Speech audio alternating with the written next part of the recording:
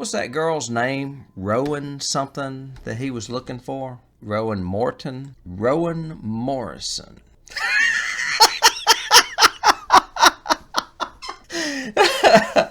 Oh, should we have an outtake or just go with it? Hello, David. I was just thinking of Druids. Druids and Stonehenge. A movie that came out in 1973.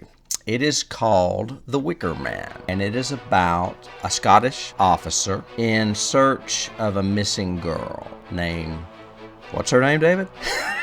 Rowan Morrison.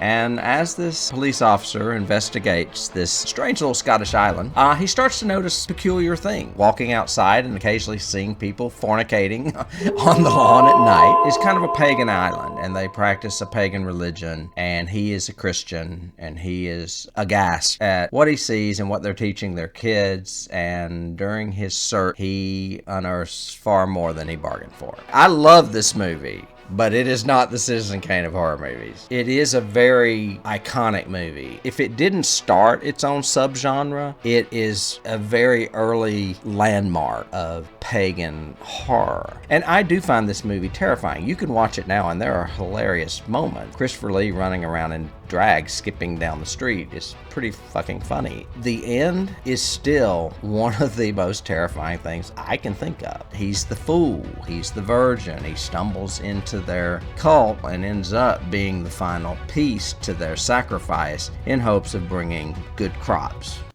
Black Phillip! Black Phillip! So there we go. Human sacrifice for the masses. All right, take care. Bye.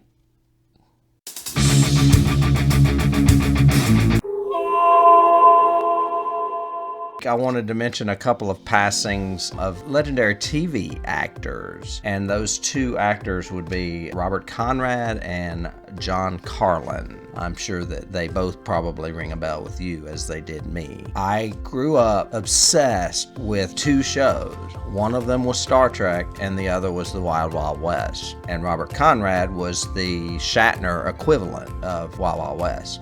I wanted in his high-waisted breeches. Yeah, that was what it did to a little kid like me, you know, seeing somebody running and always ripping them too. He was always splitting those pants because they were way tight. That show had a science fiction element, and it was a Western. I guess my love for that kind of thing started with this show and Mr. Conrad, so he will be missed. I've talked often about Dark Shadows and how they still tour and do those fan conventions, and John Carlin pretty much got his start as Willie on Dark Shadows. He's the one that unearthed Barnabas from his crypt. He later went on to star on Cagney and Lacey, and he won an Emmy for that show, I do believe. Both of these were like die-hard television actors. These were not your typical movie actors.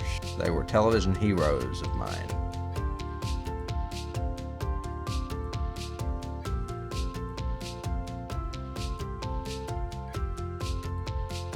You can't start the car. Johnny has the keys.